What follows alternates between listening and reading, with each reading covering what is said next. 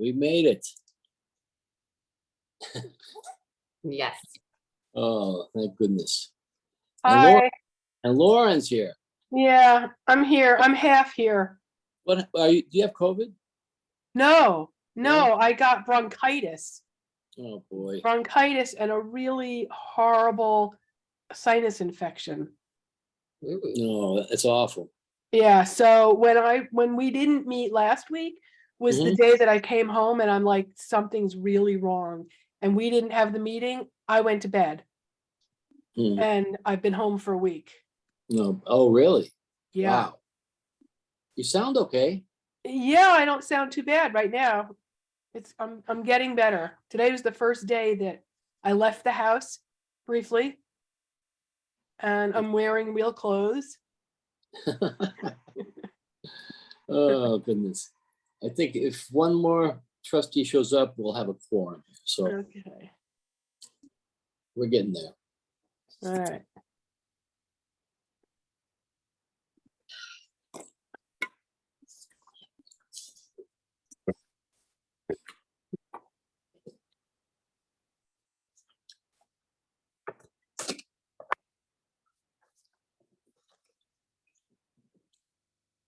I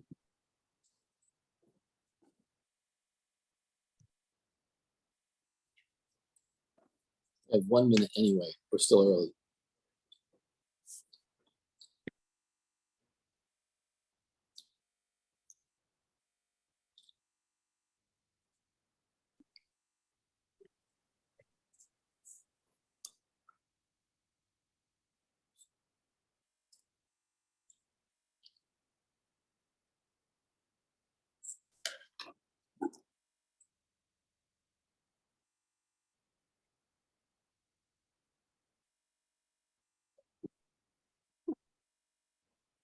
Ah, we have a quorum.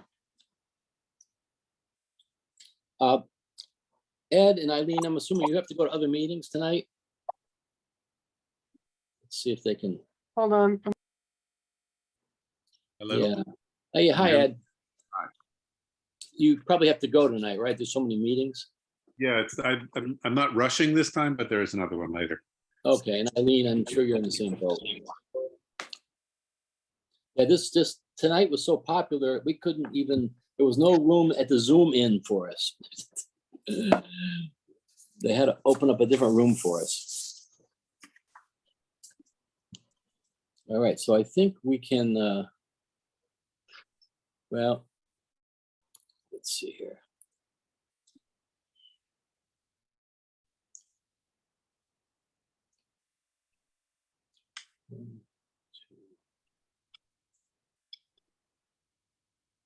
We do have a quorum, but we'll just wait till it's 5:31 now. We'll just wait a couple more seconds here.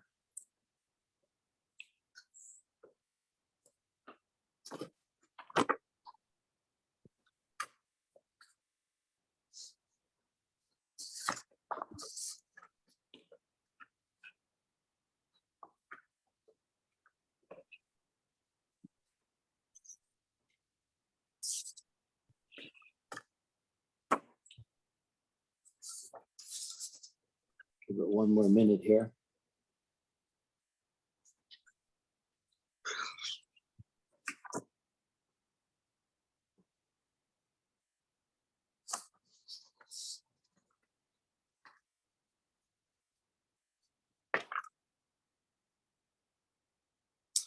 Okay, I think we can get started. This is 5:32. And so the first item here is the roll call. So you'll all have to unmute on that. Carol. Hi. Hi. Okay, that's good. You're present. Ruby. Here. Lauren. Okay, Lauren, you're muted, but we know you're here. Margaret, also muted.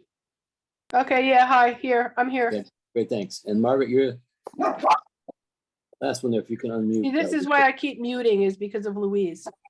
Yeah. Here. Oh, great. Okay, excellent. Thank you. And Chris will be coming in late. That's good. So we need to approve the minutes from the October meeting.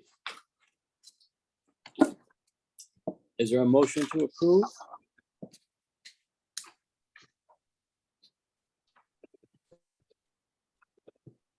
Need a motion in a second so we can discuss.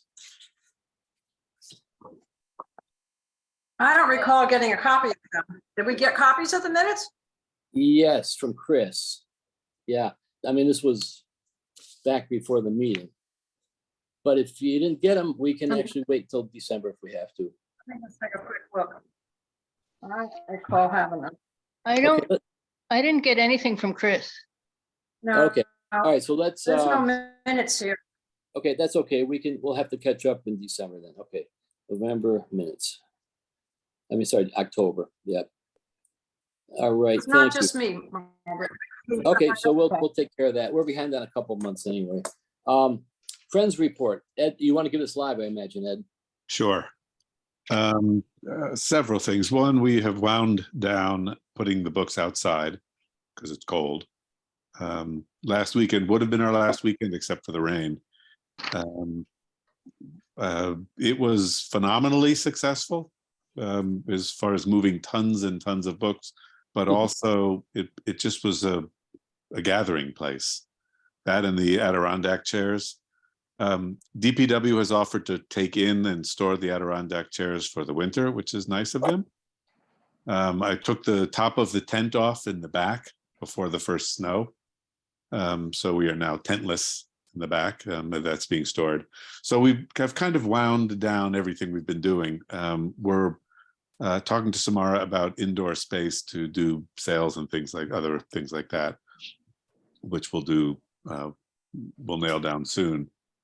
A sort of a side thing we do is work with the tree committee, and we just launched let's put there used to be an evergreen between the Congregational Church and TD Bank. So we just it was cut down years ago. Pastor Van used to decorate it at Christmas. So I just pushed to see what it would take to plant one, and apparently all it took was asking and raising some money. So we've been raising money. Thank you, Margaret, who contributed so far. But we're raising a little money. Wards is giving it to us and planting it, handling the planting. And that should be done. It's in already. So that was good and quick, and that'll be done soon. The movies we had hoped to start doing again. But just because of the air exchange still being down, we thought, let's wait a little longer. So, we can't do it in the summer because it's too late, but with any luck next fall, we'll start doing the movies. I think that's it for us. Thanks, Ed. I had a Ed, quick question. Want Yeah, to go ahead, Joe. donate for that tree? Bring it to the library? You could bring it to the library. Just let them know it's for the tree. They've got an envelope for us. Thank you.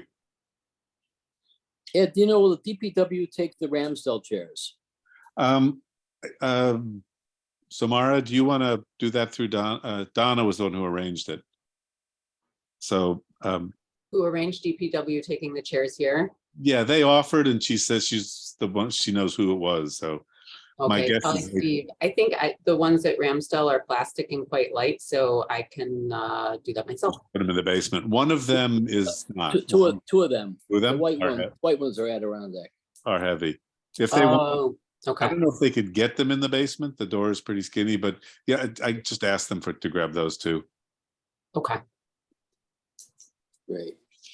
Thank you, Ed. Yeah. Next up is Director Samara's reports.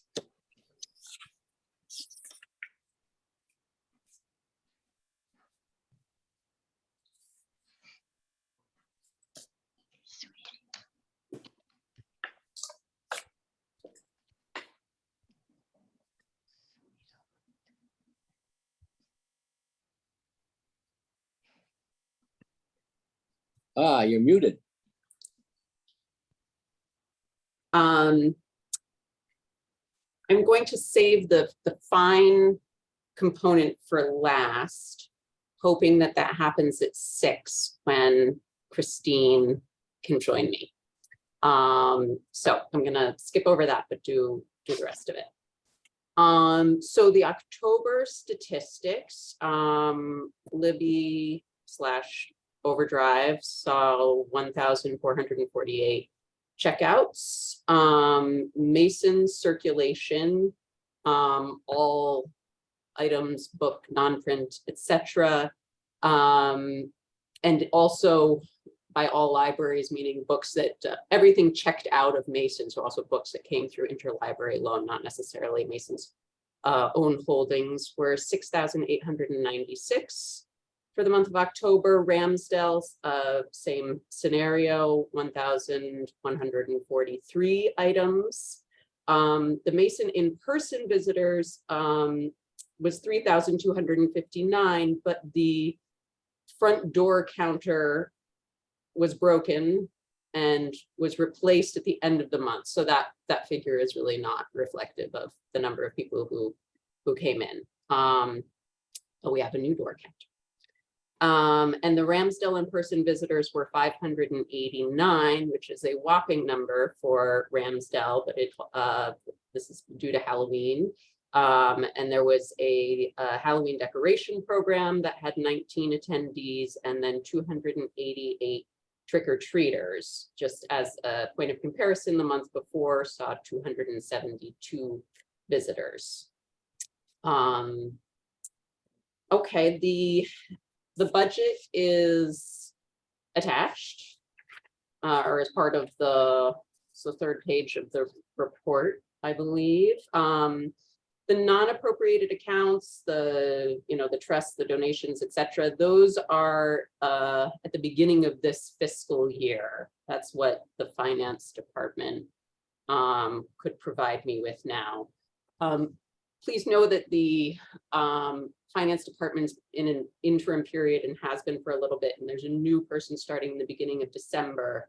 But in the meantime, it's short-staffed. And then the year-to-date fiscal 23 budget is of our regular line item budget is on the right.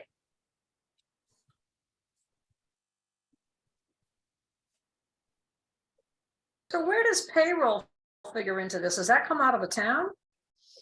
That is, that's another portion of the budget. That's not, yeah, it is part of the library budget, but it's not one that we track in the same way. Okay, I just noticed it wasn't on here. That's why I asked.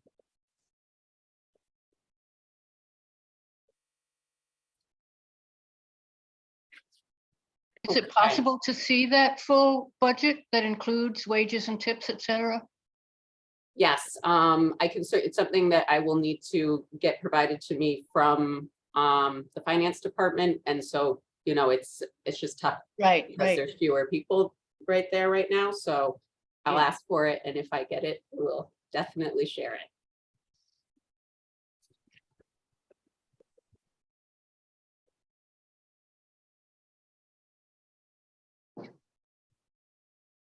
Okay, I'll move on to updates unless anyone has any other questions about the budget. Okay.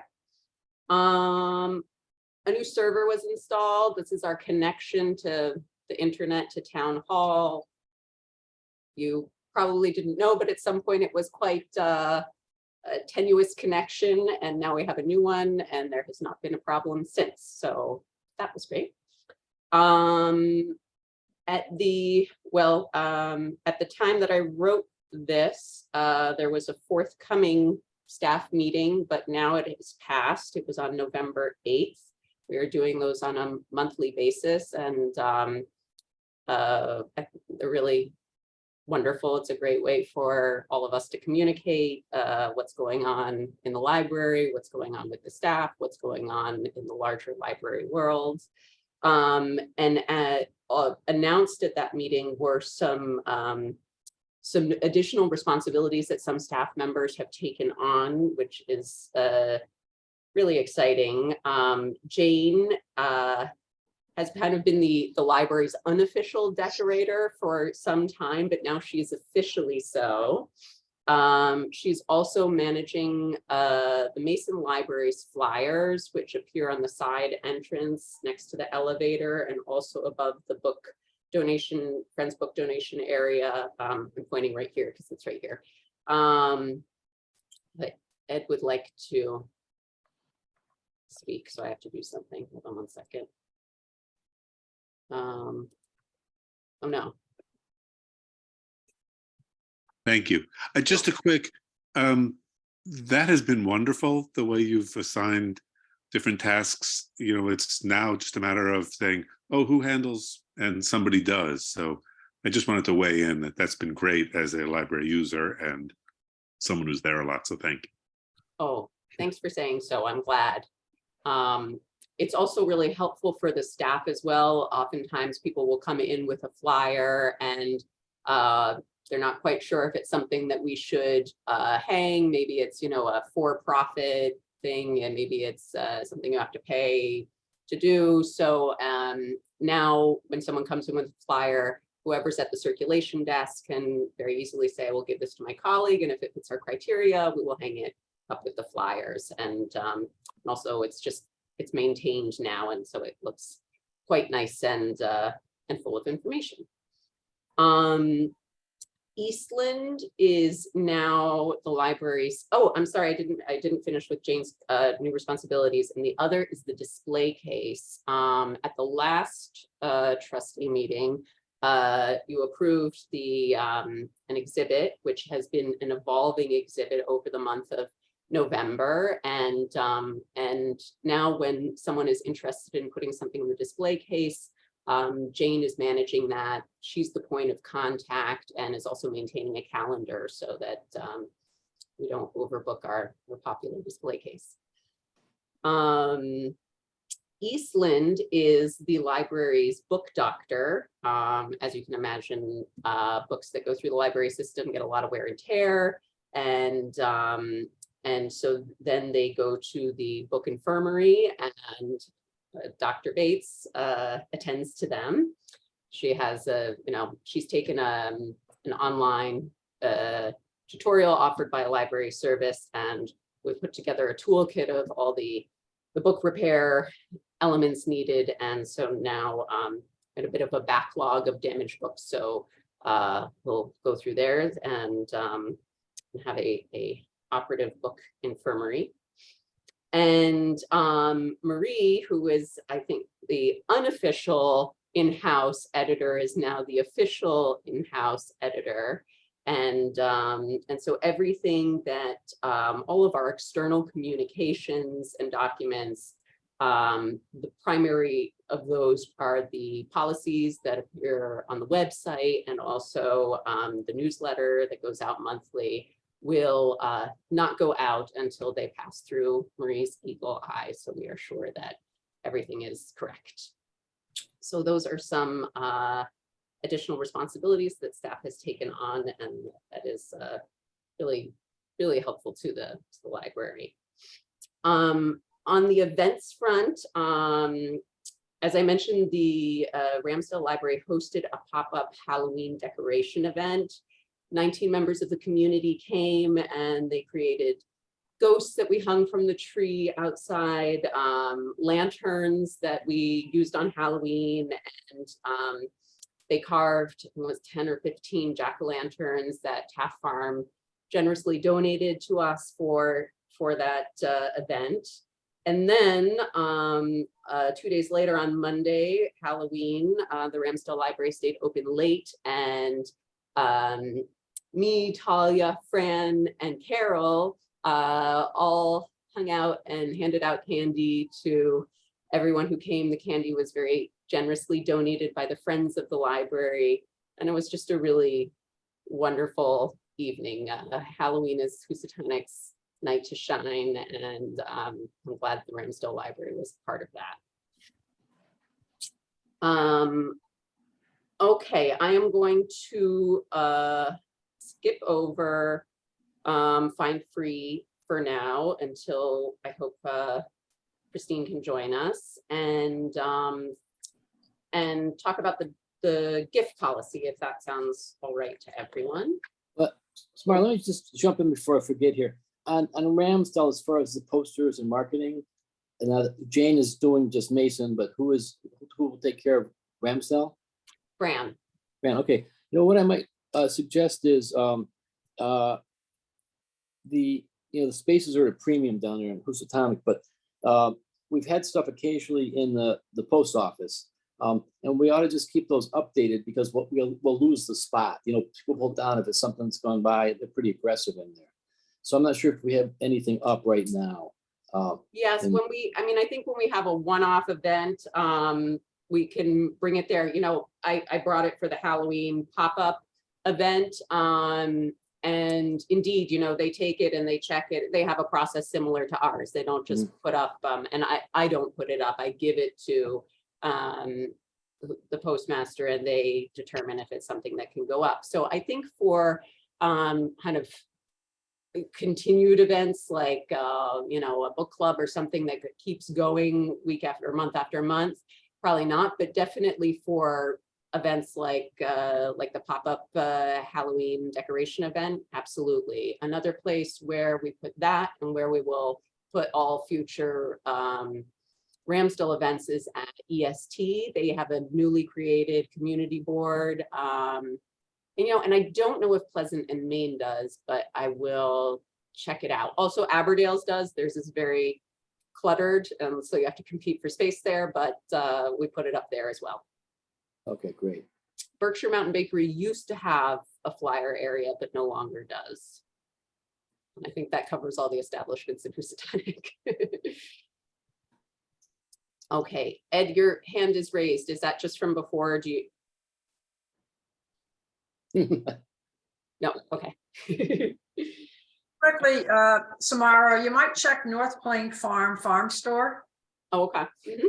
I think they might have, they probably wouldn't be opposed to you putting something on their wall. Yep. That's We'll add one that other. to the list.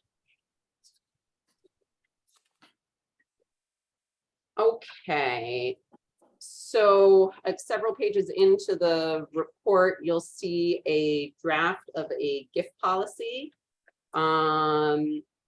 It also includes a deed of gift letter that was drafted by Talia. I've run this by Ed and Mark and Talia as well, so they've all taken a look at it. And I can read it if you'd like, or you can all just whatever you'd like.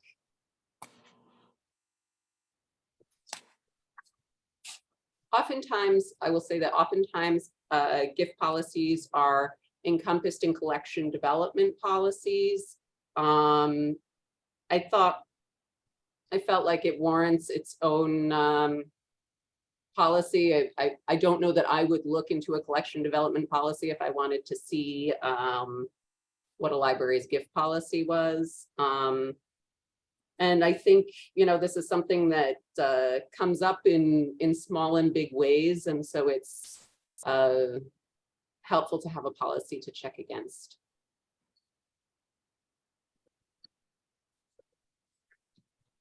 Mara, one suggestion, just in the first line, I've looked at, got several of these here, and where it says Great Barrington Libraries welcome gifts of money, materials, blah, blah, blah.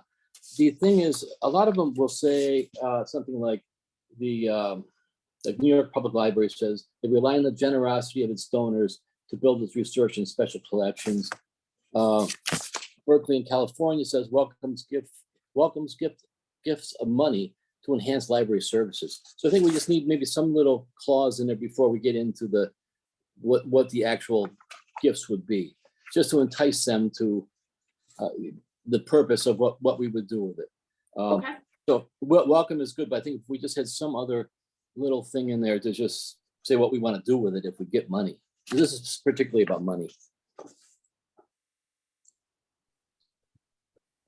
Shouldn't the gifts policy as far as collections go should be in the collection development policy.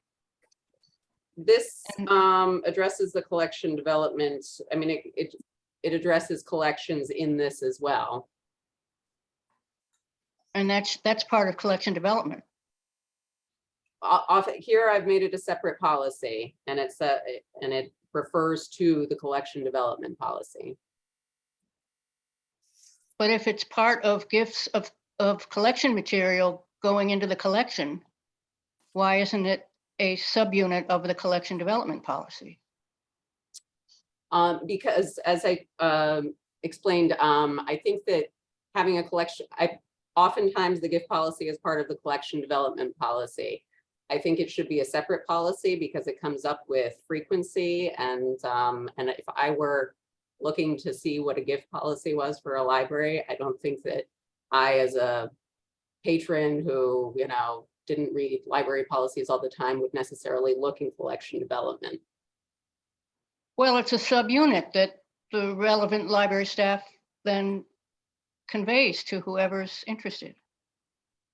I don't understand why it's not part of the collection development policy, but if, I don't know. A lot of the gifts listed here, other than materials, don't relate to the collection development policy, don't relate to the materials. of the Shouldn't they be collection. called donations to avoid confusion?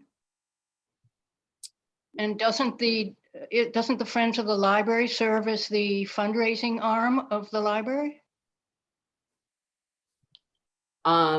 Yes, they are. That is all addressed in here as well. The fourth paragraph discuss the financial gifts to be received by the Friends of the Library. I think it should be called donations and entirely separated from the word gifts. But we can talk about this another time. It's just. Yeah, I had to actually, I didn't know if there was a difference between gifts and donations, and it's something I looked up online and asked several people, and the understanding is that they're one and the same. The words mean the same thing when it comes to gifting or donating.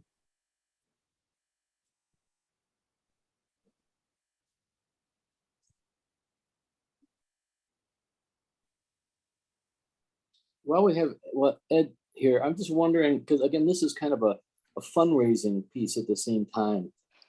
So for donations that are given in the form of some monetary gift, sometimes libraries mention it could be a bequeath, a trust, real property, or donation of an asset. Sometimes they give stocks, so I think we should at least open these categories up to people's thinking. If they're looking at a gift policy, they're probably going to give a gift.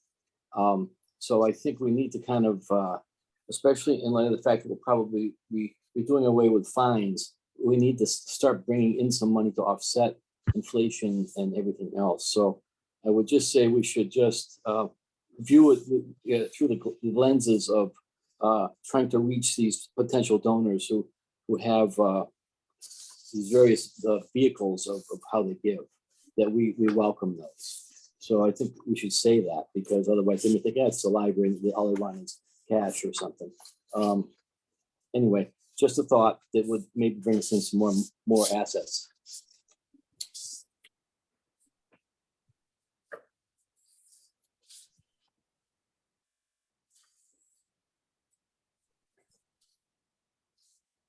I think the other thing that there must be a lot of trouble with this in other libraries too, but some of them go out of the way to have really a paragraph about tax considerations that we have to just,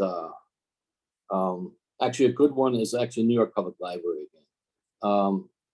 That the first thing they say is all prospective donors are encouraged to consult with their legal, tax, financial advisors before making a gift to the New York Public Library.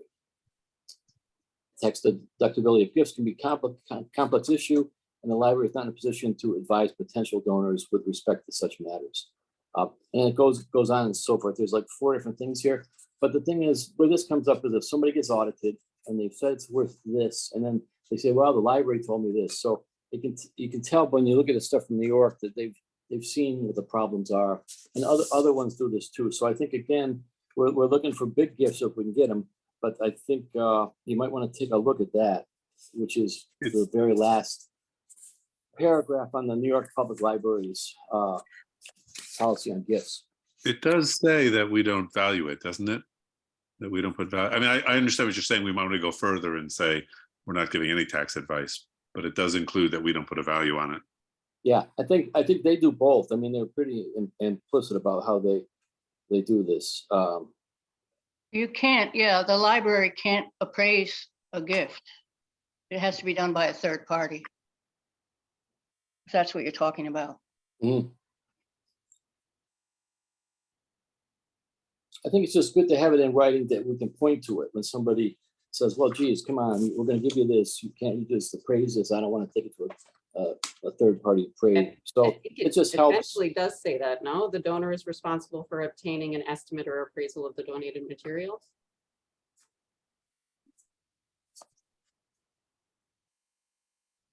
It's the 6th grouping down. Right, which can't, I don't know, do you mean it needs to clarify that it can't be done by the library itself? And the preceding sentence says the value of the gift cannot be determined by the libraries. Oh, sorry. Right. It's clear enough.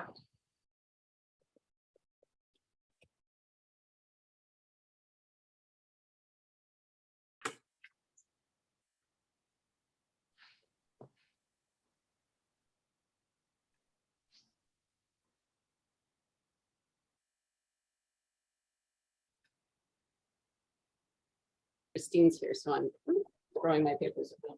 I haven't made it to fines yet. Okay.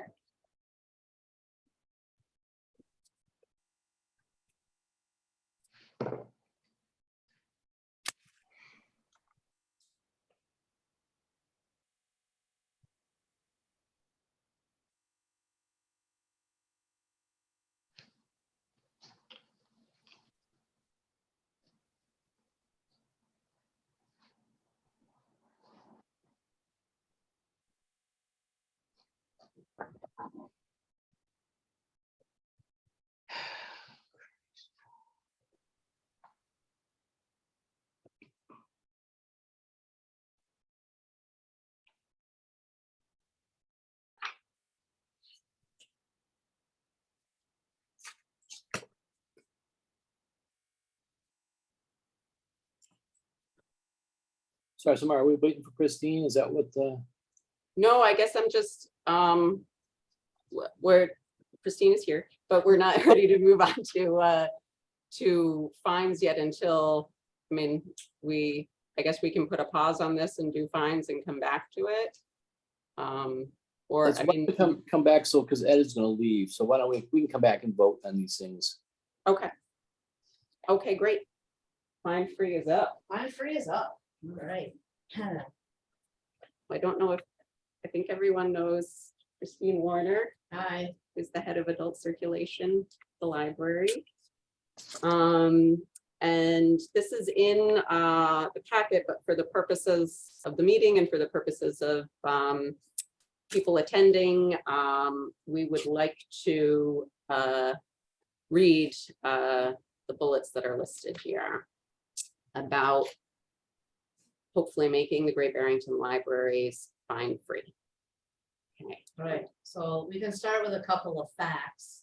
In September of 2022, the Users Council voted to go fine free as a network.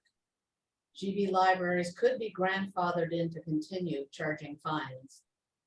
As of now, 131 out of 157 libraries in CWMRs are fine free.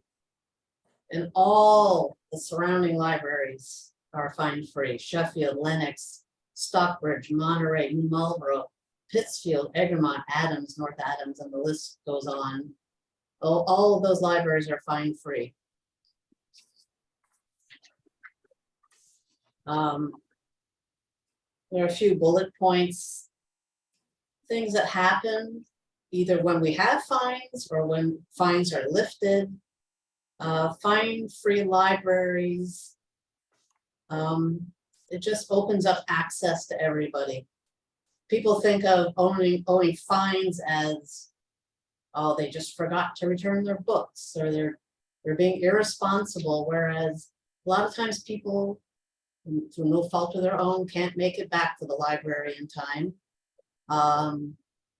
And fines punish those who need the library most. To some people, $5 in fines is no big deal. To other people, it could be a tank of gas for the day to get to work, or food for their family. And it's a very shameful and unwelcoming experience. I've seen people's faces just drop when we tell them that they have fines and they can't take anything out. It's a barrier to, it's just a barrier. It makes a difference in people's lives if they can take books out, or if they're stopped from taking books out because they have fines. It doesn't absolve the patron of responsibility if they lose a book. They'll still have to pay for that book or replace it. So it does not absolve responsibility completely. And it just alleviates inequity. And a big one is it relieves stress between staff and patrons. There's nothing worse than when a patron comes up to take books out and we have to tell them, I'm sorry, you can't take anything out today. Your fines are over $10. And some of those people, honestly, they never come back. We've lost people because they're so embarrassed to come back to the library. So I think if we alleviate that, we would open up a whole new relationship with the community. And that's it. I totally support what you're doing, and it was such an eye-opener for me because I hadn't really thought about it. And it made me realize, when you're talking about the inequities to the public, for those of you who are old enough, who remembers going into a public bathroom and having to put a nickel or a dime into the little slot in order to use the toilet? Some of you may, I'm sure Samara's never even seen one of these. And I went, oh, I never thought of that back then. But people would have to crawl underneath to use them, if they didn't have the money. And it's the same kind of shame-based thing. And this never even occurred to me that fines were burdensome until I really read this. And it makes perfect sense. And I'm totally behind you. And it's very clearly written.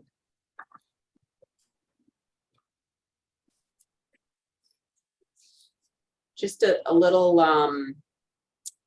you see there's also a lot of anecdotal evidence of how getting rid of fines has relieved barriers to access, and how it has really brought people back into the library and brought people back to returning their items to the library. Just a little bit about what our current fine situation is. So books you can borrow for 3 weeks, and then they automatically renew for 3 weeks, and then it's a 10-cent a day fine until $3, and that's where it's capped. DVDs you can borrow for a week and renew for 1 week, and then it's a $1 a day fine, and those cap at $5. The Library of Things, you can borrow one item for 3 weeks and no renewal. Museum passes you can borrow for 4 days, also without renewal, and that's a $10 a day fine. Hotspots you can borrow for 2 weeks with automatic 2-week renewal. There is no in the old hotspot situation, because it was a grant sponsored item, there were no fines, but in our new round of hotspots, which have recently arrived and will be available to the public shortly, that it won't be the same scenario. So when a patron has $10 in fines, that's the point at which their account is blocked. And then if after 28 days an item is still overdue, it is considered lost, and you're billed for the full amount of the item plus the fines that incurred over that time. So what we would like to do is to eliminate all fines for books and DVDs. but keep the fines in place for museum passes and the items in the library of things and the hotspots. Those are limited items. Some are one of a kind, some we only have one of, and so we really need to highly incentivize those items coming back. So if we were to eliminate all fines, then we would use an amnesty mode for the transition period. And still, if an item were lost or damaged beyond repair, then a patron would still pay for the replacement or replace the item themselves. I have one question on that, though. If an item is lost, patron must still pay for or replace it. If they didn't replace it, then would they lose their library card privileges? Because right now it's like if a fine is over $10, you can't take out more books. What happens if they don't ever pay for that book? Does that mean they can't borrow materials from the library? Yes. It does. Okay. So that needs to be stated then. I also have a question. What if they don't return his books? Let's say they borrow, is there a limit of when they don't return the books where you stop allowing them to borrow it? Any more books? Well, if a book is, it kind of falls into then what Carol asked. If a book after 28 days of its renewal, it's gone through all its renewals, and after 28 days it is considered lost, then they could pay for a replacement, or then if they didn't, then we would have to bar them from borrowing from the So- library, not using. So On your proposal, that would mean just one book, right?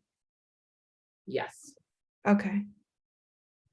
so on your proposal, then you need to state that if the book is not returned or paid for within after 30 days, the library card would be suspended. Is that what you're suggesting? Yes, All right, so that's not in here, is it? it's not. No. Okay, so I guess that needs to be clarified. So if the patron decides to go to a neighboring library, does that still apply? Or they start a total new account? Well, if they're in the CW Mars, if they're going to another CW Mars library, then it would, yes. It Oh, would still okay, apply. okay. It will show up in the system, Oh, correct? Yes.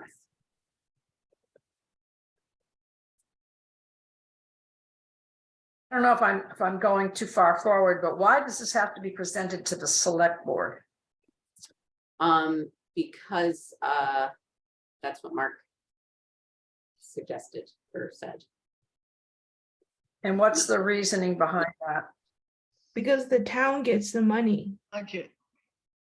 right? Because the town Yes. receives the money? Yes. Okay, Yeah, so any fines that you collect are part of the town treasury?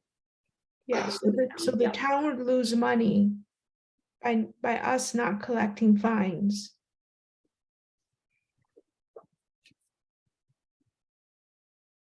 It's not a lot. I had this number here. Oh, yes. So we, it's always been calculated together, the fine fee and the replacement fee, and we don't have the back records to delineate between the two. They've never been delineated, so we know that the overall fine plus replacements that went in FY22 to town hall was $3,555. But the feeling is that it's probably a 50-50 split in terms of replacement fees and fines.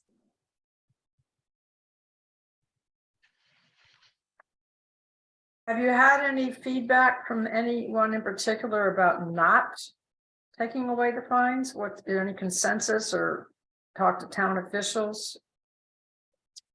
I mean, Well, we haven't spoken too widely about it because this is really, you know, the first stop. I think that we can safely say that everyone on the staff would be very welcoming to being a fine-free library. And the only other person whom I've spoken to about it is Mark, town manager, and he was supportive of this as well. How do you determine what to charge the person who loses a book? The cost of the book, So how do you determine the cost of the book? just by finding its retail price online. Okay.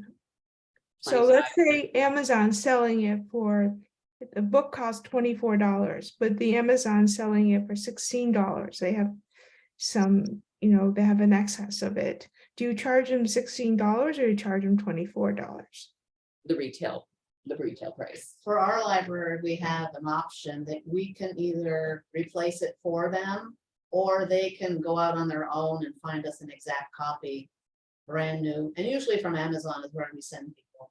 So they can bring it into us and save money that way. Oh, You don't have a profile with Baker and Taylor or a wholesaler?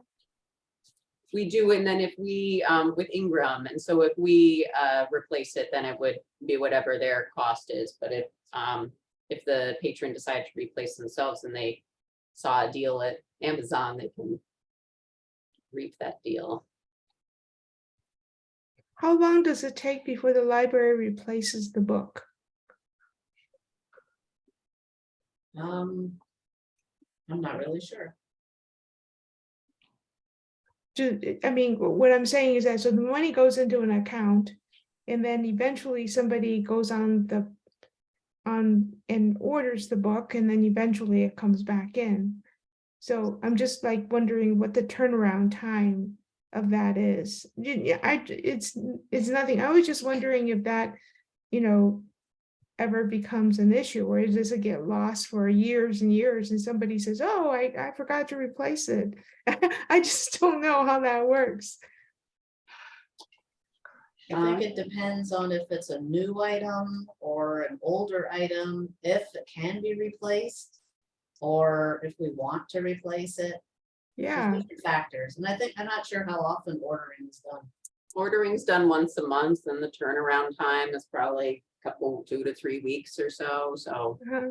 that part of it could take, I guess, if the next month happened to be a month out, 2 months for that portion of it, maximum.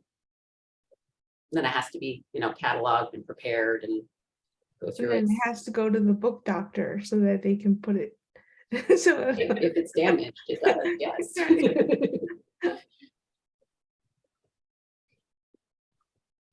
I mean, I think the devil is in the details on the replacement factor here, because it's also got to be not just for lost things, but damaged items, in particular of either DVD or the library of things. So I think one thing is lost and damaged items would have to include missing parts, for example. And I think for most of those, you can't just buy a little part that's missing or an instruction manual or something like that. So they're going to have to be assessed at the full value. This isn't in as far as the library of things goes. Or if they've damaged or they haven't returned a DVD, they've lost the case it's in or whatever. So I think we have to think that way. And also on books, there's still costs beyond buying the book. There's processing again, the barcode, the book wrap, cases in the event of a DVD. So I think there's more cost than just going out and getting another copy of the book. So we should figure that out, because we're subsidizing it like that. And I think we just got to be really careful with our finances on this. I mean, obviously we have to do this. It's good. We should. The other thing is that when there's the financial situation on this, and I was in the library twice over the years where this has happened, where somebody will, librarian will say, well, you didn't return this book, a certain book or whatever, and say, oh no, we brought that back last week. And, it gets to be a really uncomfortable situation. So in this situation, and I think that Hudson Library had a clause for this called claim returns. So if you claim that you brought it back and they say it's not there, then you're not penalized for it. And then it's a last resort kind of idea. But what they do is they give just an additional time to see if it shows up. If they find it on the shelves, it might be 6 weeks, it could be 6 months or whatever. But then at that point, then it changes again. And then the thing is, if they've done this more than once, I think maybe like 3 times, then their borrowing privileges are kind of taken out too. But I saw it happen once where it was some little kids' books, which was completely believable with people with kids and the chaos. You know, who knows where the books were. But then I was there a different time, and it was a person that was, I think, just trying to game the system a little bit. So to help our librarians, we should have a clause that can be pointed to in these instances that happen with this. You know, I think that'd be really helpful. No? Patrick, we do have a claims return policy. Now? We've had Okay. it for a long time. Yeah. Okay. And So will somebody that can have, that be, where is that now? well, it's just in the CWMR system. Okay, so why don't we put it with this stuff? Because these issues are, if people are looking online to see what they're gonna owe or whatever, it would be better now that we're gonna hopefully change the system here, that it would be under that for sake of ease for the patrons. And people, patrons are allowed to have 3 unresolved claims returns on their account. Good. Do you have many repeat offenders or chronic offenders? Is this really a problem or not? Not really. No, I would get Not that. from what I've person. seen. Yeah. What do you do with DVDs that skip and doesn't work very well after a while, and the patron returns it and says, this doesn't work anymore? Do We you? send them to Carol to be cleaned. She's the DVD doctor. Carol is the DVD doctor. Oh, Got it. list is the last person to volunteer is at the bottom of the list, and they get sent to the basement to clean teeth. It's a thankless job, but greatly appreciated. You know, speaking of cleaning, it's kind of not related to this than it is. Library of Things, the virtual reality goggles and things, how are those cleaned when they come back in? Is there a special process? I don't know, actually. I'll ask and find out.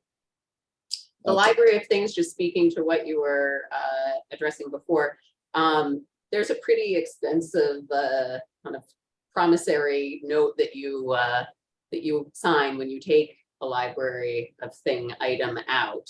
And so it's kind of out, you know, we don't want it to be part of the fine-free initiative. And it's, yeah, it's a very different borrowing kind of experience, I guess.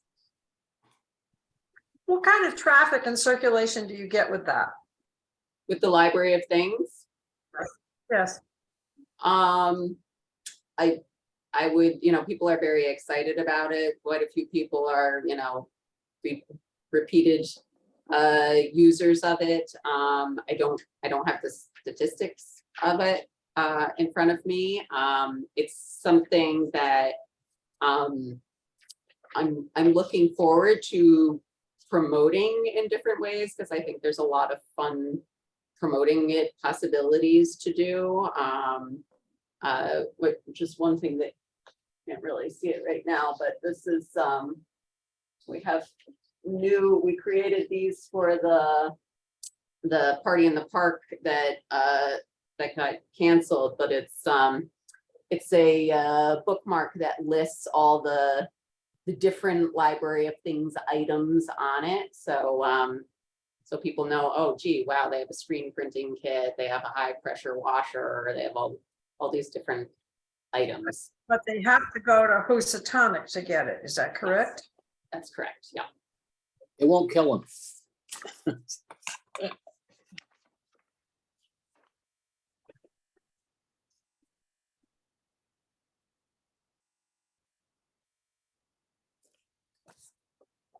Well, why don't we work back? Looking to back- get vote on this Yeah, tomorrow? yeah, we need a motion, a second, and a discussion, which we're having now, apparently.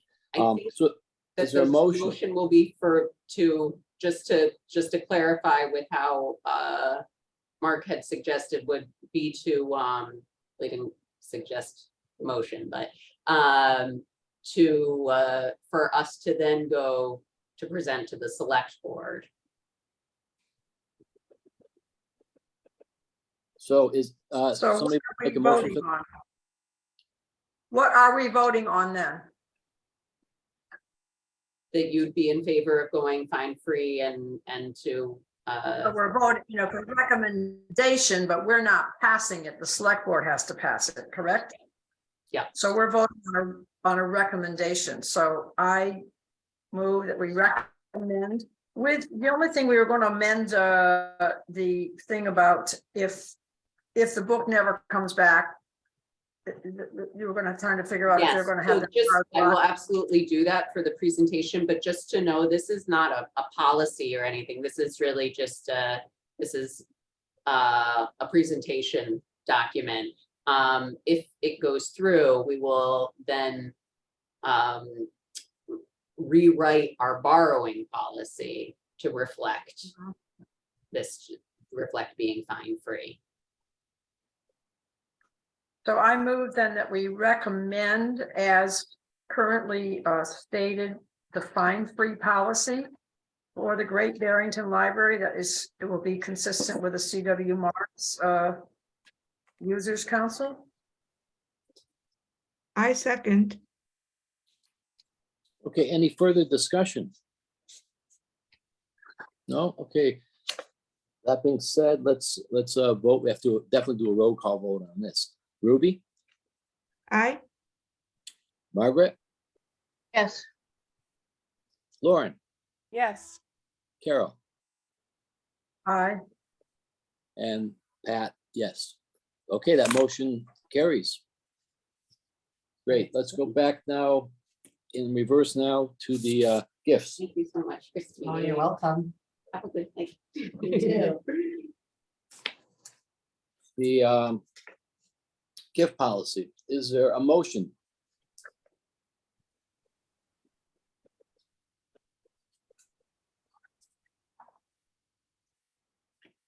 Get done sooner if somebody makes a motion. We can No, discuss it we're further. We moving- just need to get through the motion process. We're not doing a recommendation on that one. We're actually going to move to pass it. That's the difference. Whereas we're recommending the fines because the select board has the final approval on that, on the library's gift policy. Yeah. Are we we're the final approvers, disapprovers of that? Is that correct? Yes, if It's- you adopted it, we would put it on the Yeah, website okay. and But I move that we adopt the Great Barrington Library's gift policy as proposed. Is there a date on here or anything? As no, proposed by what? Our librarians, Samara Klein? Because, I'm see it here, Great Barrington Library's gift policy. We haven't got any date or creator on it, so we can just, so my motion is just for the, as stated here. Is that correct? Believe so. I second the motion to pass the gift policy as stated. Thank you. Any further discussion? Okay, we'll do a roll call vote. Carol, Aye. Lauren, yes, Margaret, no, I think it should be part of the collections development, and I think there needs to be further discussion, so I vote no. well, should we open this up for discussion then? Because we didn't do that again. I mean, do you want to table this till next time or? Well, make it- I'm in the minority, so you can go ahead and, proceed. Okay, but don't forget, we've amended other policies too. If, once these things settle in, we can always come back and say, geez, why don't we tweak this? So it's not, it's never done with these things anyway. So let's do that. So you're a no, okay. Let me see, Ruby, Yes, you said yes, okay. yes. And Lauren, did you say yes? Sorry, Yes, I did. gotcha. So, all right, and then I'm saying yes. So one opposed, the others are yeses, but again, it's never over, Margaret, till it's over. So we can always come back when we have more time with this. Okay, thank you for that. Getting a lot done here tonight. Is there yeah, on buildings and grounds, so Mara, I'm not sure how we do this. I know how it happened in the past, but we've talked about quite a bit at various times about Mason, but Ramsdale, it's on the historic register. Those windows that I was trying to get fixed through CPA 4 years ago are really falling apart. And some of those are historic windows, and there's no need for it. So this is a new DPW director, but we need to get those windows, whether it be just caulked or scraped or protected. But it's a crime, so we really can't keep that one going. The other thing in front of Ramsdale, there's this, it's really looking pretty dilapidated. There's a board there with a map on it. It's the plexiglass is all a mess. I think nobody's looking at the map. So we really need to see if that's library property or what. I inquired about that, and I all that I know is that it's not library property. I don't know Wow. the owner of the keeper of that falling apart thing. Okay, I'd like to put my 2 cents in on that one. Because I happen to have been, when I was considering running for a library trustee, one of the meetings I went to before that, it was something that happened there. And it was, if I'm not mistaken, it was Suzanne Ward as part of the, it wasn't the BNRC then. I'm trying to remember which organization. They asked if they could erect that on the library grounds. And the library board at the time approved it. So it is library property, and it was approved by the library board. This was a lot of years ago. And this came up a while ago, Pat, you mentioned it. So obviously nothing has happened with it, but that I was at that meeting and they approved it. So just.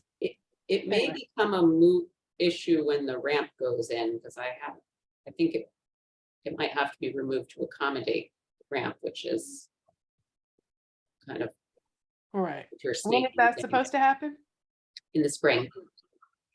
Okay, well, anyway, but yes, and I agree, Pat, because it looks terrible. Yeah, it's bad news. Yeah. You They know, never maintained it, they never updated it, they put it there and that was that. Well, let's see what we can, I mean, the thing is, every construction project has been delayed for the last 2 years anyway. So having something done in time would be a miracle. So maybe we should still see if we can just, I guess if there was something better in there, we could at least put a schedule of events or whatever and get a piece of plexiglass around I think it. it's kind of beyond that, quite frankly. Is it? Yeah. Really? The Yeah. whole thing? The main thing would be, I mean, how hard is it to take something out? It's a lot less than having to build something. Right. Yeah. It's Yeah. probably cemented in there. It's a metal structure. Right. Wow. Well, I wish we could at least make it better in the meantime. It sends a bad message to our guests, it's because it's on the front lawn.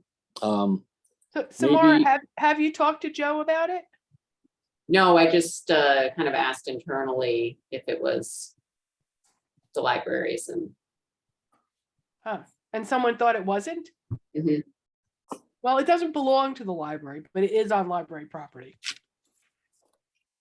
So. And it's not being maintained. It's basically abandoned at this point. Right.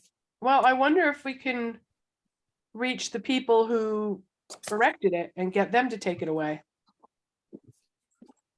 So Suzanne Ward's the broker that owns Housatonic Real Estate, is that the one? Yeah, and I'm pretty sure it was Suzanne. I thought so. Yeah, I mean, I could ask her. I'll ask her. Okay, that would be great. 'Cause I know her, yeah. Okay, Yeah. That would be nice. That would be helpful. and Um, if it's not her, she might know who. Okay. Let's see. I think other than that, citizen speak or media time. I think, let's see who's here.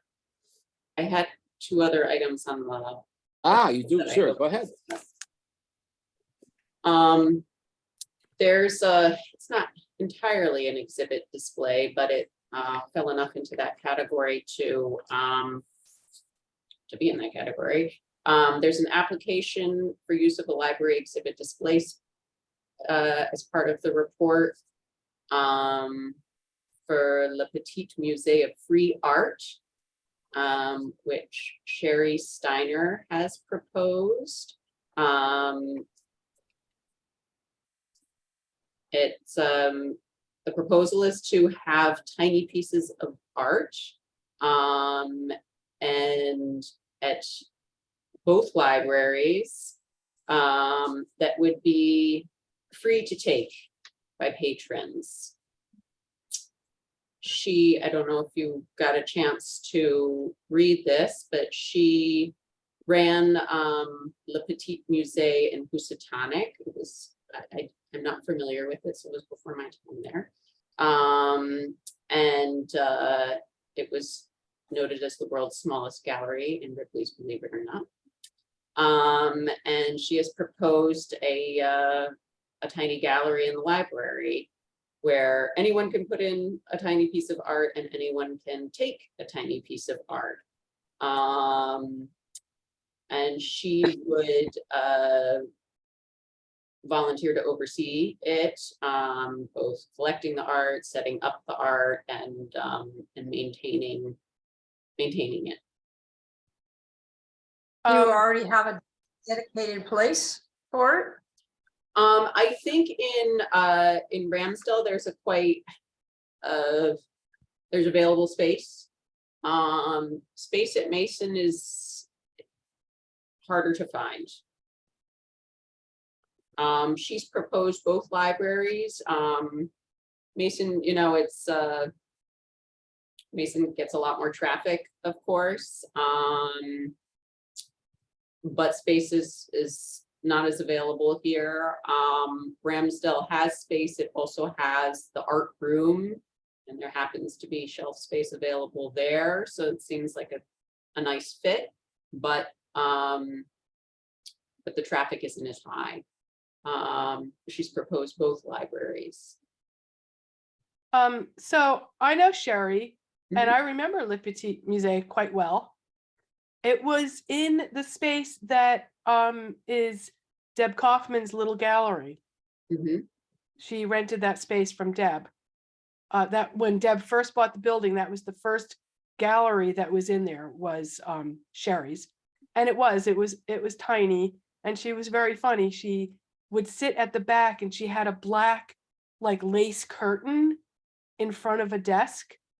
And you'd go in and she'd be behind the curtain and almost had this like little feeling of madam, somebody's little, it was a very funny thing. It was quite interesting. And her stuff, she was an early person to kind of do this vending machine art idea. Yeah. And if it's her art, and if she's still doing the same thing, she makes tiny pieces of art. I think she rolls them up. And they're usually kind of music themed.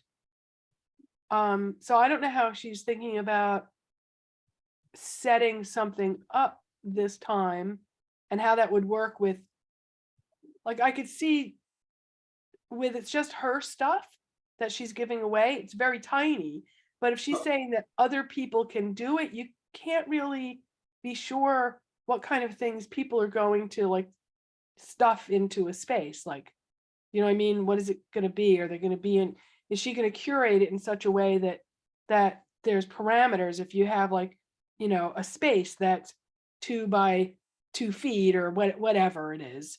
Or is this art that people are gonna bring to give away gonna work in that? I'm just saying it could get unwieldy. Mhm. That's just my sense of it. But I think it's a very cute idea. And Sherry's, she's. Has the staff talked about it at all? Is it more work for the staff? Is it going to take explanation? She's obviously going to check on it now and then, but she's not going to be there on site. So what's your feeling, Samara, from your, you mentioned that it's going to be more problematic at Mason than at Ramsdale and that you wouldn't get the traffic at Ramsdale. Yeah, I think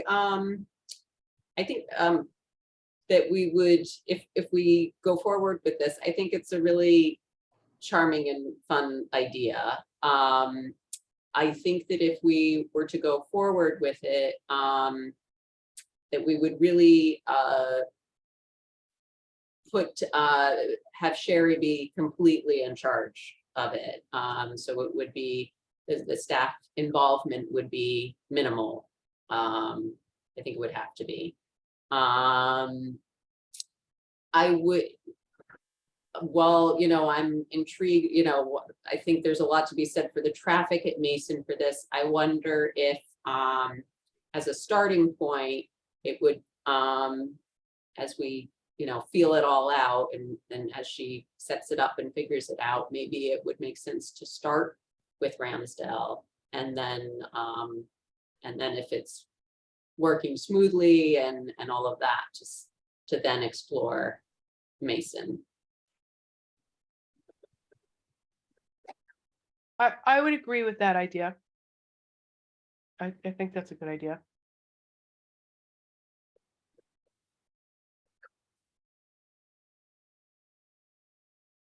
It sounds though, you have to have some good signage there. So your staff doesn't have to be engaged, because if I went in there and saw the shelf, I wouldn't, unless it says here, take this art, I would find it a little confusing. Because you check out library books and you have to show a library card for that. It would have to very specifically say, free art, take what you want or whatever. Just like I know at Ramsdale, there is a section where you have free books that you can take. But it would have to be very clearly labeled, or I as a patron would be confused. And then I would be engaging staff and asking staff to take time to explain it to me. What happens when people take all the art? Then there's no more art there. Well, but hopefully Sherry would then, maintain it and be in with some regularity and see that that all the pieces have gone and that it's time to replenish it. I don't think maybe we, the signage can say take a piece of art to try to prevent anyone from taking all 15 pieces or whatever is on display at that time. What about it just, it could be she thinks that it will win approval better if she makes it involve patron interaction. But what if you said, what about an exhibit of your great stuff without the patron interaction? And then you can always, she always has the option to add that in later if everything sort of seems okay and people have looked at the art and have some understanding. I think that's a better idea. I'm sorry, I don't. Yeah, what do you mean by an exhibit? Of her work? Yeah, no, Margaret. Well, So like an isn't it exhibit. starting with her having, excuse me? You mean like she would have an exhibit at the Ramsdale of her work? Well, doesn't it start with her installing little bits of stuff she's made? Yeah, I think so. Well, that's My I don't know understanding what is that she's it's by doing now, different artists. but it's not very easily exhibitable. Oh, it's not, it can't be encased somehow? She's I don't saying know. it's 3 inches, 5 inches, which is pretty small. Tiny being not bigger than 3 inches by 5 inches. Right. And they're usually rolled up pieces of paper. That's like postcard size.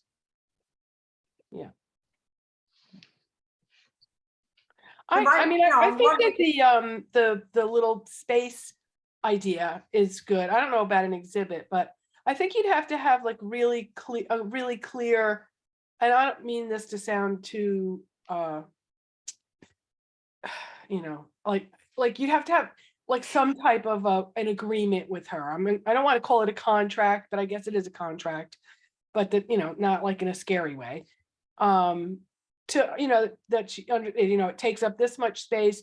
You need to come this often to check on it, make sure it's not a big mess, you know, that things aren't falling places, or, you know what I mean? Like keep it orderly, for it not to be empty ever.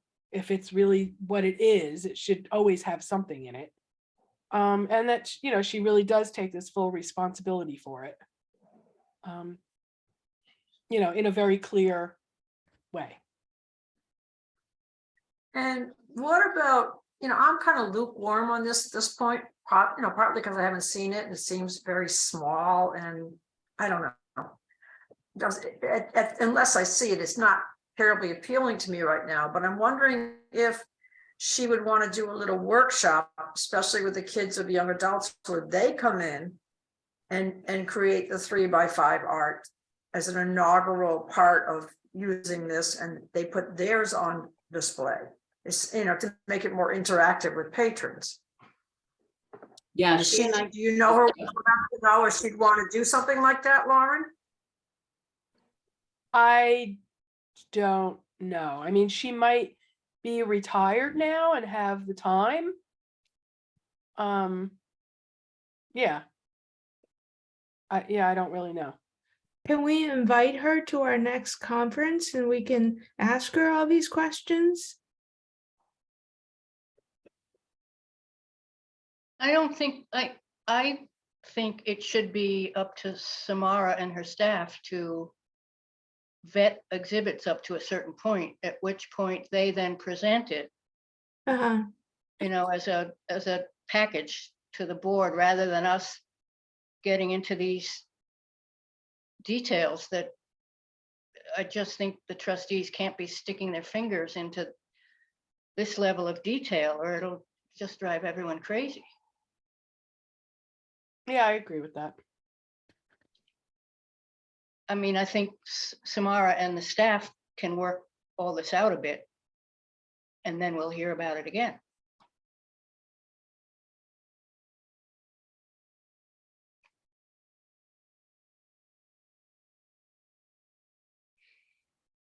So therefore, the question is, it says application for use of library exhibit display space. Does this normally have to be brought in front of the board, or is this something that you can just decide on yourself as a staff, Samara? the current exhibit policy, which I have to pull up here, does include trustee approval. Any exhibit or display?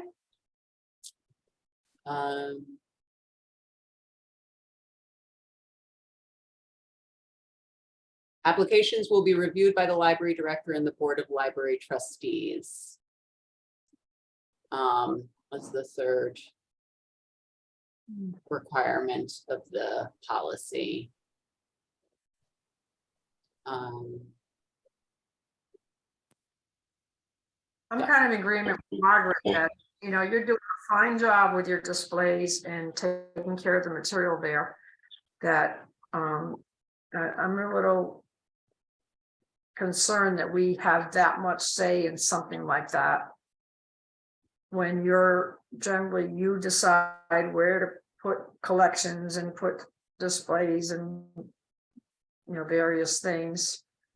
Doesn't it seem a little overbearing to have us approve something like this? Well, Yeah, I think I mean, we oh, I was just gonna say, I think we can approve it, but we don't, it comes to us as a package, a formal package, and we don't start dithering with it. We either approve it or we don't. You And know, that- everything's laid out more you mean everything's laid out more specifically and more detail. And right now it's just a proposal. Or just, Samara has some questions for the proposer. Get those cleared up and then, I'd like to know what kind of themes are in her art. Is it European art? Is it, you know, You can check out her website, which is part of the proposal. As Lauren said, a lot of it is music themed, but this project is not exclusively her art. It is artists. So so whereas I suspect her art would be among the art, it wouldn't be all. I see. I think that it would be a good idea to have her make a proposal to us rather than it be on you to have to get all these questions that you can't necessarily answer. You know, I think it would be better to be able to ask the person making the proposal what her real, you know, what it is that she imagines for this project before, I feel like, but certainly before we could vote on it. And you know, on the one hand, I understand about us not having to have our fingerprints all over everything, but it is the policy for it to come to the board. And so I think that we should make an educated answer.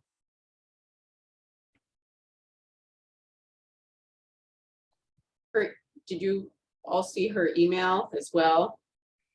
No, Okay, Yes. so that is, it's part of the report, and that is essentially a proposal, and in the application sheet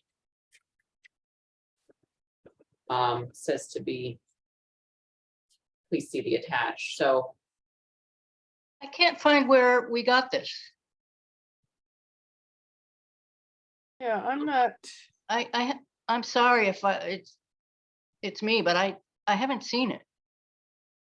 Well, it was in the whole package for our meeting. Yeah, right after her application to use the library exhibit play paste, then her email is right after that. Her email to Samara. Is that what you're talking about, Samara? That email? Yep.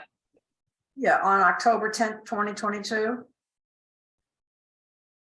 But I'm on her website right now and I don't see any particular pieces of artwork that I can find here that are, you know, I don't see any menu for that.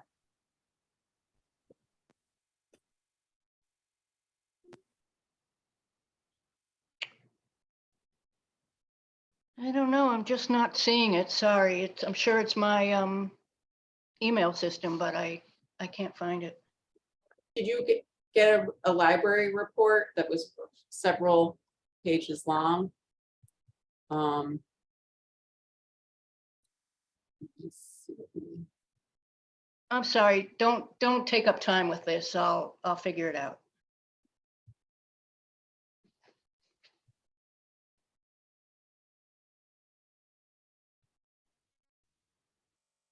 So how are we leaving this then?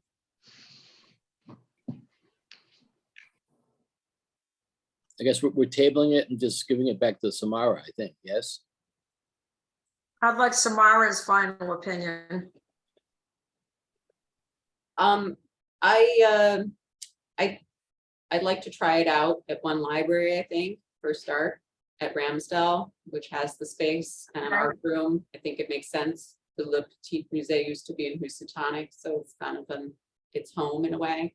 I like Lauren's idea very much of just, you know, a letter of understanding, I guess, as to how many pieces will be there, how often it will be maintained, how, you know, just kind of specifying how it will operate, and continue to operate. And then I think I'd like to try it out. I think it's. a So if we wonderful give you idea. our approval, if we give you our approval, then we won't have to go back and vote on this again once you've come up with the specifications and an agreement with her. Is that correct? I think so. I think we're kind of, determining the process as we speak, but that sounds good to me. You're saying you really like to have it at Ramsdale first. So if we just say, yes, we approve of her proposal, then we don't have to do anything further or come back next month after you set up an agreement with her. I mean, is that correct? But none of us have been able to find that proposal from whenever it was sent and an email. So how can we get that? Can you send that to us again? Yes, You- I can. There was a October 22 library report that was a PDF that was Yeah, I've been 14 looking pages for it long. here. And it is her email with the proposal is the 13th page of that. And then a little bit about Le Petit Musée that existed previously, and Housatonic is the last page of it. It's I'm all just- part of the same. I attachment. have all the PDFs, I saved them, but I'm not finding that one. Oh, I'm sorry, what did you say the date was again? October? That was the date of the email that she sent to me, was Monday, October 10th. But just to know, does your PDF have 14 pages? I'm Let's seeing an see. email from Patrick on October 12th. And that seems to have a display space application. That's all Oh. handwritten and hand drawn. Okay, Correct. I have the That's one from- with the, No, that was the other one, I think. yeah, I have that one with the Oh. case. Oh, okay. Well, I don't have anything else. Yeah, display space application in Sketch, I have that. That's from Right, and- the current one. The email is on the next page behind it. Are you saying that's on there as well, that same one? The display case all- application with the sketch is from the previous month. Mhm. Right. That I have, that's October 13th.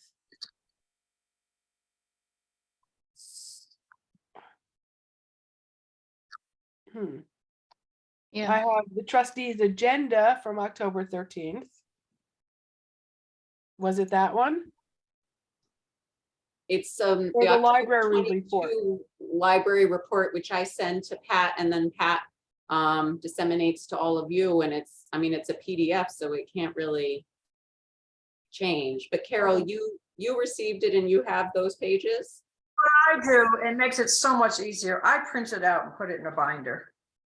And Um, that way I can flip through it during the meeting and and so whatever you send, I just print the whole thing out. So I know that that's the last page, the last 2 pages, the history of Le Petit Musée and her email to you. and what is the date you have on that, Carol? I mean, the date of her email is October 10th, but No, it's not a separate. email. The date of the PDF. the date it went to you. I don't know because I printed it out. I don't have, I'm looking at my printed out copy. Oh, all right, so, because I have one from October 13th, trustees agenda, but it's telling me the file I'm trying to open is no longer available and can't be opened. Same. Well, that's an agenda. That's, Okay, so some of us need to see this, get it resent. It looks Yeah, like. I feel like I'd like to see it before I approve it. And since I haven't seen it, I remember reading about it and then now I can't find it. wait, hold on, October 24th meeting packet? Hold on.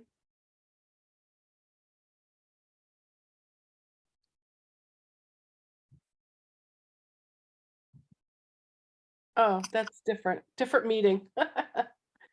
Okay. Not library. Yeah, I just don't have it. I'm sorry. And if I have it, it's the one that I can't open.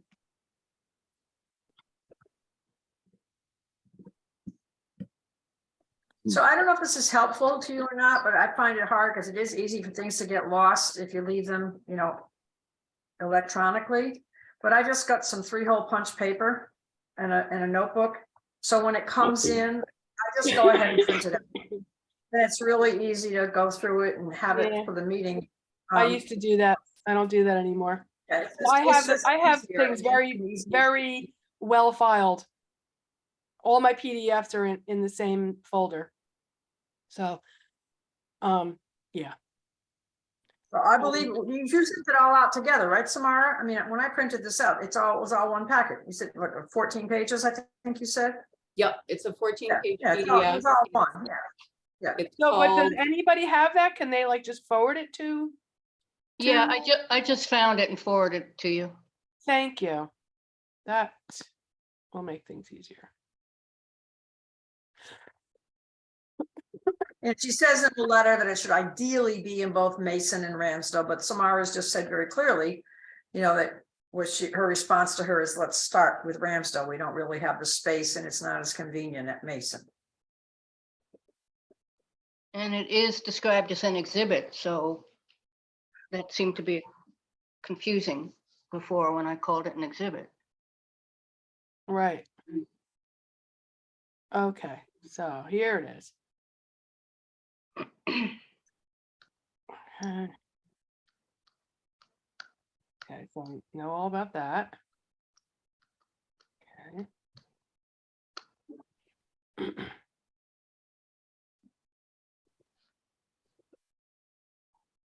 Okay, so she does describe it as a small bookcase. Let me make sure I'm not muted. Am I not muted? Or am I you're muted? not. Yeah, you're muted. Okay, good. Good. I've just been coughing and blowing my nose a lot, so I've been staying Mm. muted as much as possible. Wondering.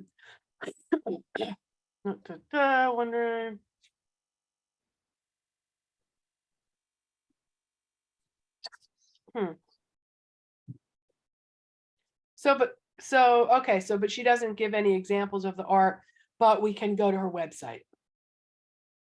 But it also. I just went on her website and I didn't see any examples of art on the website. Oh, She had a description of the Liberty Museum, but I didn't see any artwork on the website I just checked out. It wouldn't be exclusively her artwork. It would be multiple Right, artists' yeah. artwork. And I mean, I know that her artwork involves music, so. And she didn't show me any. I looked on the website, so there is somewhere that. yeah. I mean, I've seen a lot of it. And they're like little paintings that look sort of like musical notation, but not. Yeah. I guess the other thing is, who is she going to curate the art that comes in? And is she going to be the final arbiter of, and I don't mean of taste, like, is it pretty? But like, if someone brings something in that could be,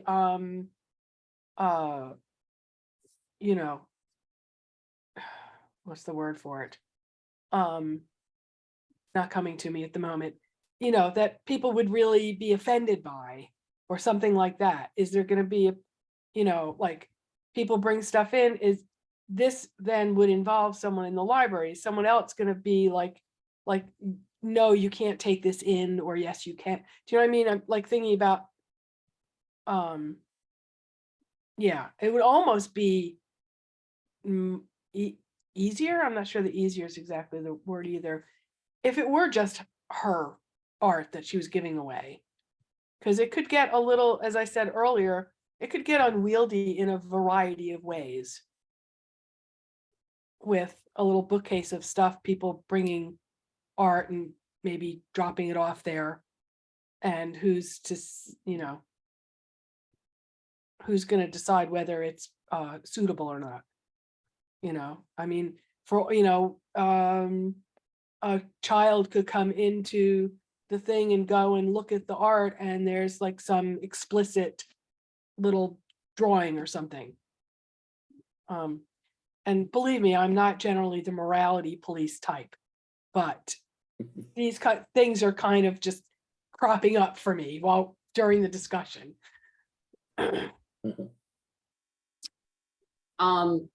You know, I mean, whoever donates their art to this will be giving it away for free. So, I mean, I guess I'm not imagining like a deluge of art to give away. Maybe I'm wrong. I hope I'm wrong. But I think, you know, I think, Lauren, I mean, I think that part of what she'd like and what I think is a kind of wonderful aspect of it is that it's multiple people's artwork, not just hers. And I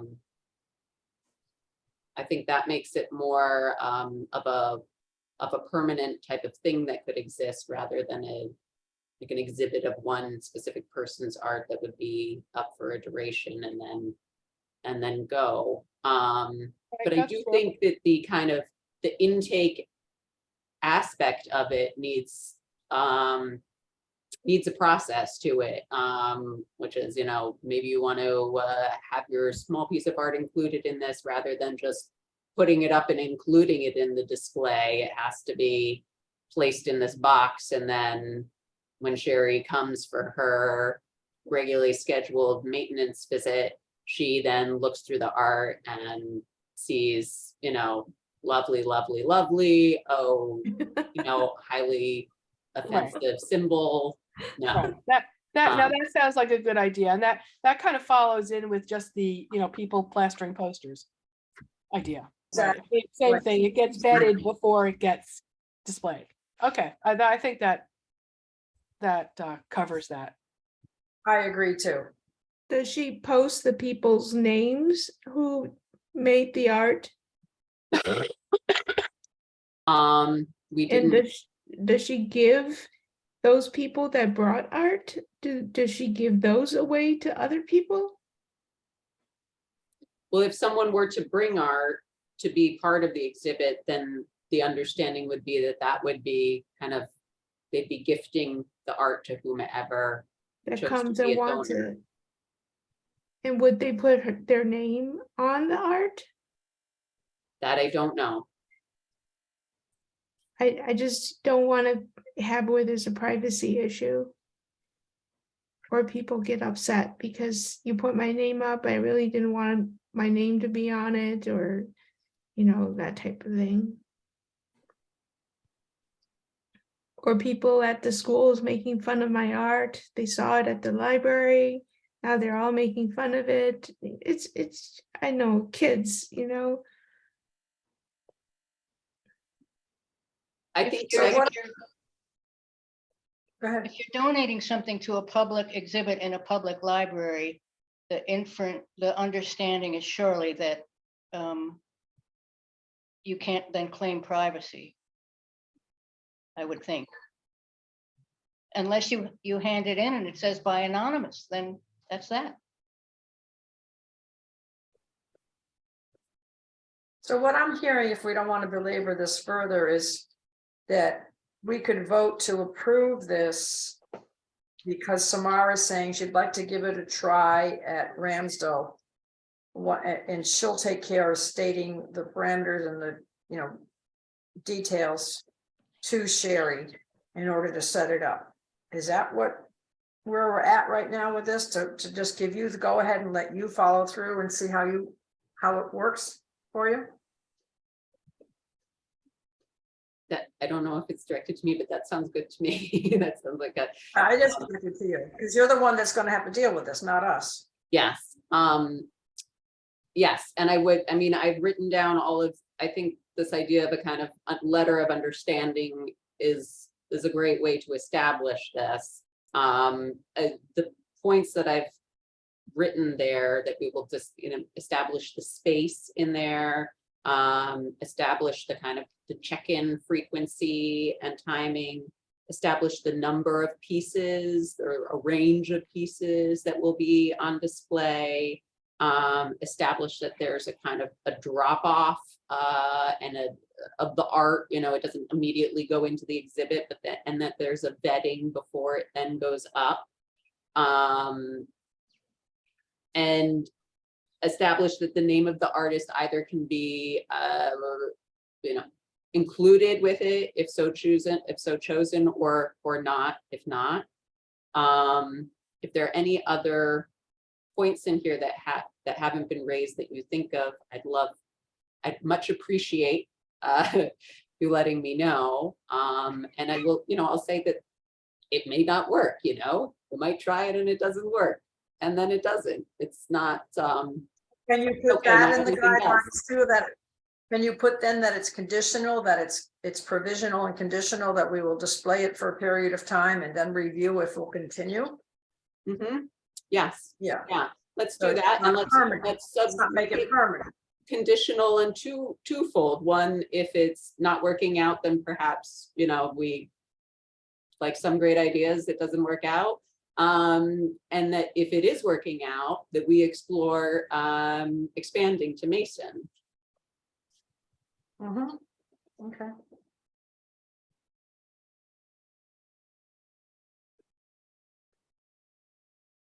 Does 6 months feel like a good time period for that?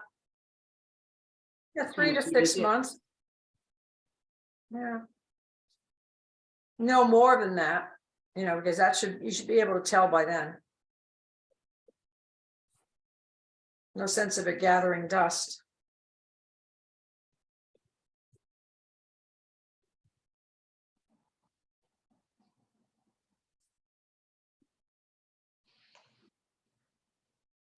Lauren, So- you're the artist in the group.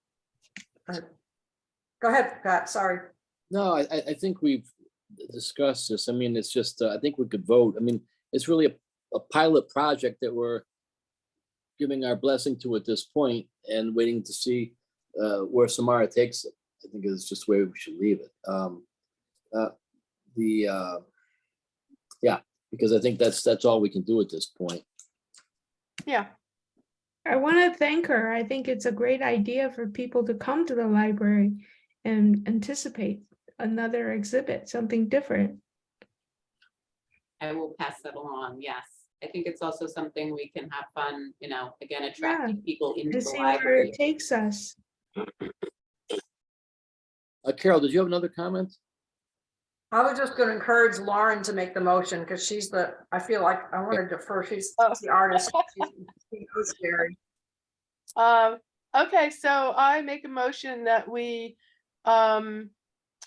allow Sherry Steiner with her Le Petit Musée to set up her free art swap at the Ramsdale Library. And I missed something. There was something about time period. I wasn't paying attention. 6 months, did 6 you months. someone suggest? Yes, For a 6-month trial, if it works out well, to then be expanded to the Mason Library too. Is there a second? I second the motion.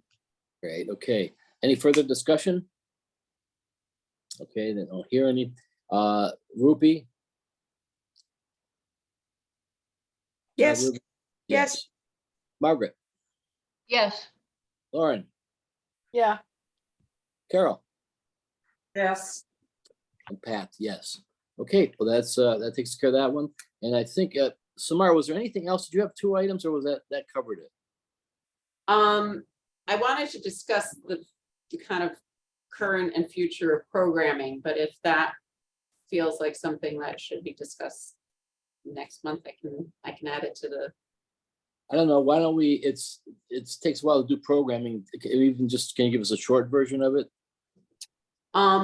Yes, without an operative HVAC system at the moment, and with it being cold and us having to close all doors and windows, we don't really have air circulation. So we're one of the, kind of last remaining places where masks are, we can't require them, but are strongly encouraged.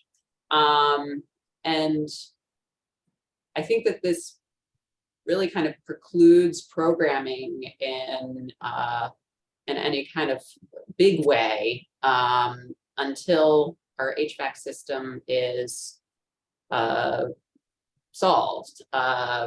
We have the downstairs community room, which is currently not really in a state for the public, but will be being kind of used more for storage during this period, but could be made ready again. But that in particular is a room without a lot of circulation, and that's really where programming of any size can happen.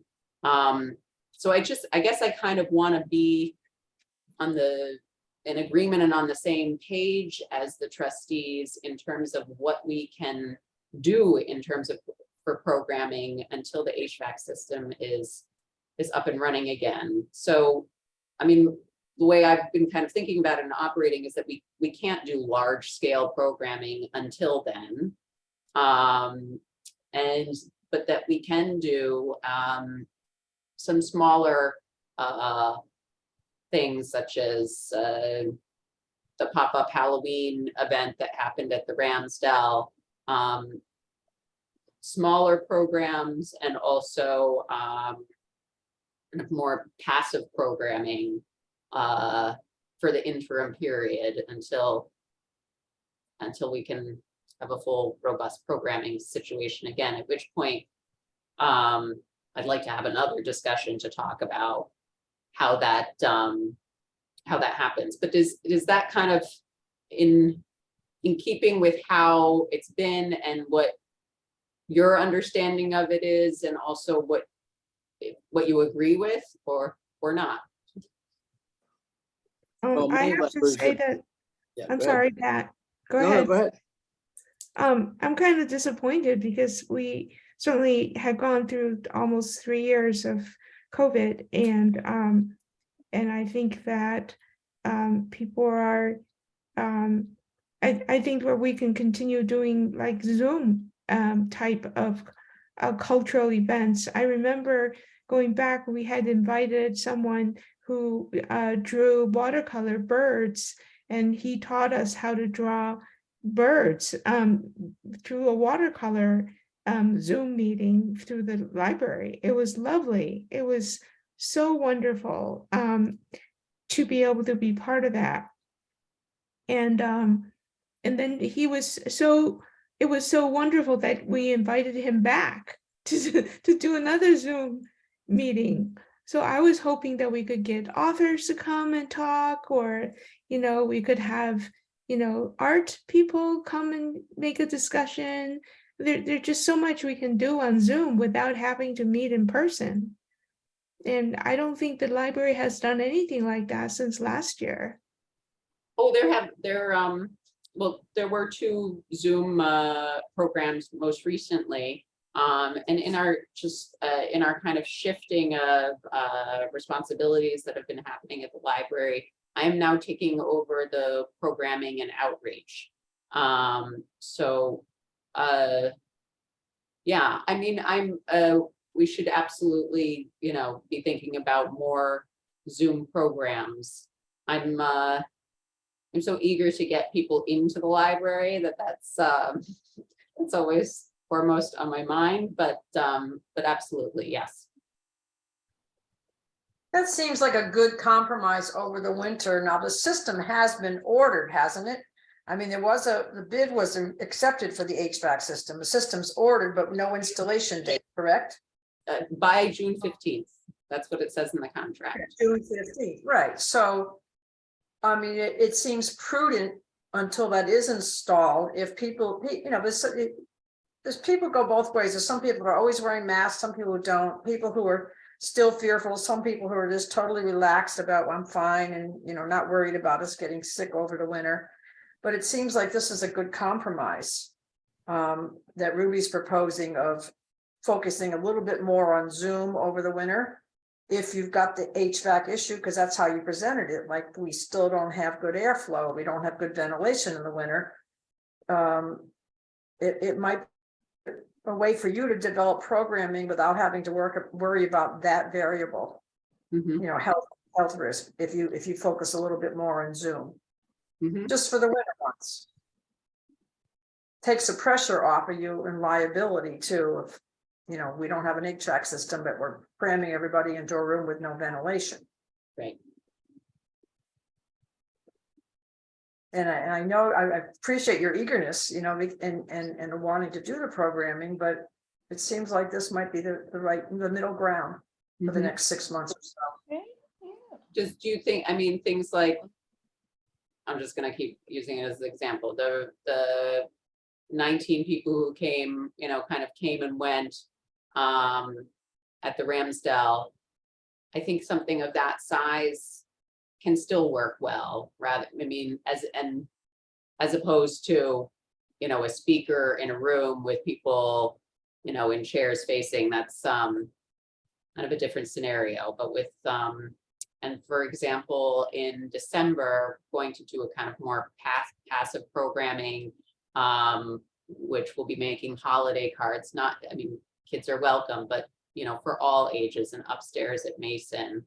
And that would be throughout the day programming. So also just, 'cause I'm so into the in-person, I guess, but, you know, that those are also opportunities to bring people into the library through programming, but it's not a big crowd in a small unventilated space.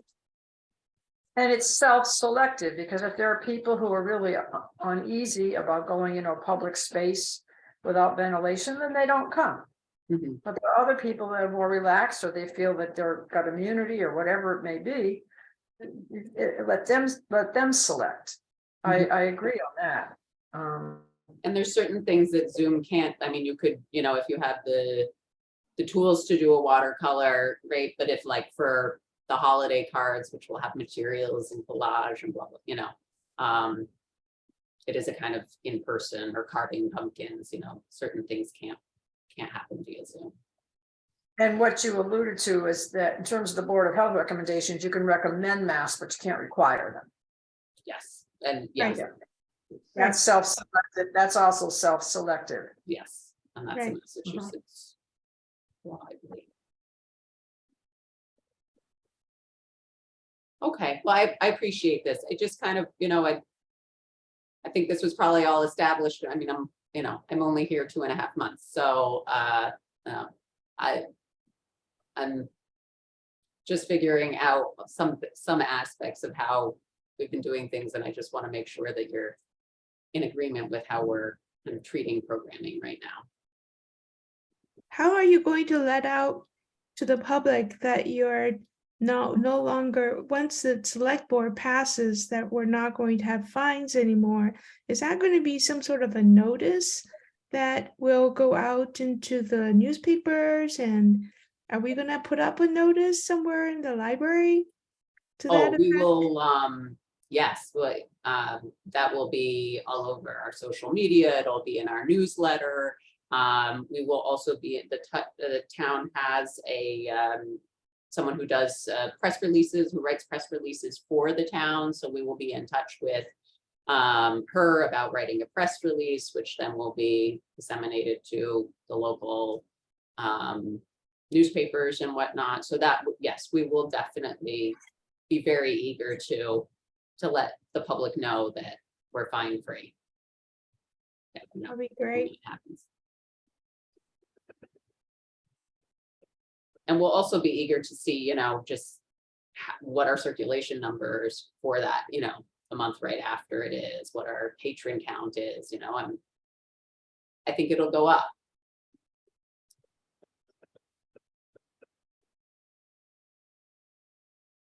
I think it would be good if we did some audience patron development things, like, for example, everybody's worried about their finances right now. And I think we can find somebody of these programs are probably already out there.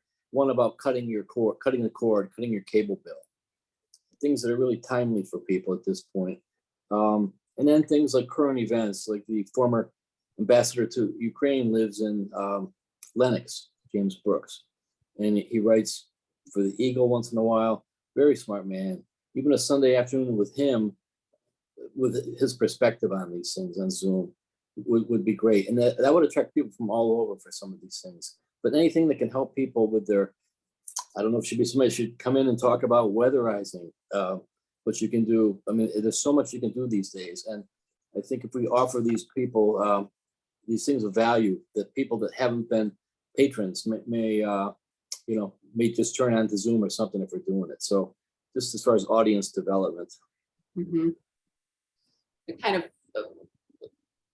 I don't know, one of the directions that our forthcoming newsletter is taking, which will be the newsletter for December and the holidays. It's also focusing on a lot of things that the library, provides that you don't have to pay for. Like if you're looking to make, New York Times cooking app is free through the library. The book display will be about homemade gifts and cooking, and it focuses on a lot of things that the library offers that you don't have to spend money on because you can get it from here. Including paying for heat in the afternoon if you don't want to. I mean, Oh, people right. are already doing that. They telling me they're turning their heat down by 10 degrees and going someplace where it's warm. I mean, we're going to see more of that.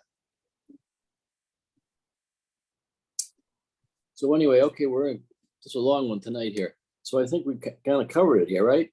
Is there anything else? I don't think so. So one more meeting for the year coming up. And thank you for Samara for all this detail, all this stuff. That's good. Anybody else have any parting thoughts here before we sign off? I think that's a no. All right, so good evening, everybody, and be healthy. Take care. Yeah, you too. Thank you, Pat. Yeah, bye-bye. Bye. Good night. Bye. Bye.